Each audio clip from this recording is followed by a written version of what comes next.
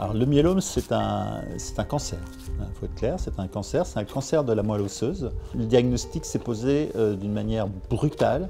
Je me souviens, j'étais au travail, j'allais voir mon collègue et ami directeur qui était dans le bureau d'à côté, j'étais dans le couloir, j'avais l'ordinateur portable à la main, je me suis écroulé par terre avec l'ordinateur à la main parce que tellement j'avais mal. Donc là, évidemment, on va voir le médecin, puis je suis tombé sur un radiologue têtu. Et donc au scanner, il a trouvé sur essentiellement une vertèbre, au niveau dorsal, justement qui correspondait à la cage thoracique, un gros trou. Voilà, donc la D7, il m'a manqué D7 coulé, il a manqué la moitié, quoi. Et donc il m'envoie aussitôt en urgence voir mon médecin généraliste qui me dit: t'as pas le choix, demain tu vas aux urgences du CHU et tu ne ressortiras qu'avec un diagnostic.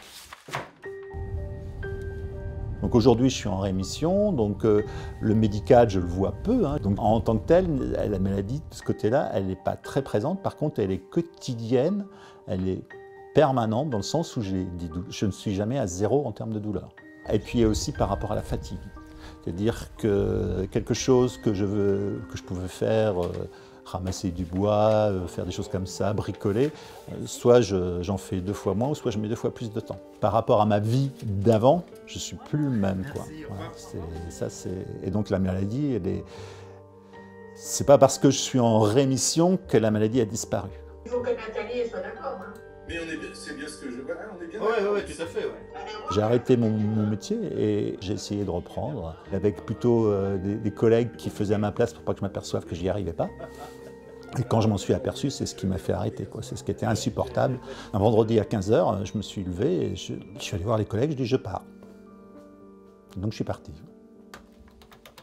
J'étais responsable dans un IME, un institut médico-éducatif, et je savais que je ne reprendrais pas le travail. Donc c'est aussi le moment où je me suis beaucoup plus investi dans l'association des malades du myélome multiple. Pendant 30 ans de ma pratique professionnelle, j'ai acquis des outils d'entretien, de prise de distance, d'analyse des situations, tout ce que peut faire un éducateur spécialisé. Et ces outils-là me servent énormément aujourd'hui dans ma vie associative.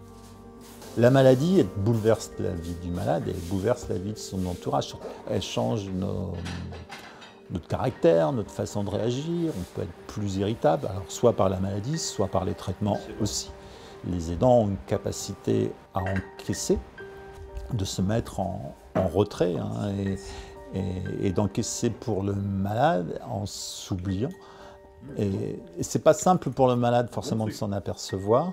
C'est pas simple pour l'aidant de demander de l'aide. Et la question, c'est à un moment donné, qui aide les aidants? Pour moi, voilà, la vie, c'était un contrat à durée indéterminée, on ne sait pas quand ça s'arrête.